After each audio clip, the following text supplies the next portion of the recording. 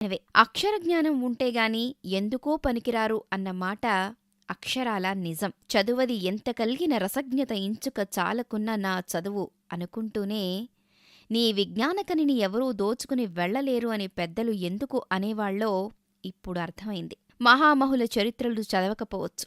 కొందరు మహానుభావులు రాసిన కథలు మాత్రమే కాదు, మా నాన్నగారు శ్రీ బివిఎస్ కృష్ణమోహన్ గాంధీగారు ఆయన కలం నుండి జాలువారిన ప్రతి కథ, నవల చదువుతూ ఉండగా నాకు అక్షరాల మీద వ్యామోహం కలిగి నేను కలం పట్టడానికి మార్గం నిర్దేశించటమే కాకుండా నా లోకజ్ఞానానికి కూడా కాస్త ఉపయోగపడుతున్నాయి. ఈ తరం వాళ్లు పుస్తకాలని కాస్త నిర్లక్ష్యం చేయబట్టే ప్రతి చిన్నవాటికి కూడా గూగుల్ సెర్చ్ అంటూ వెతుక్కుంటున్నాం.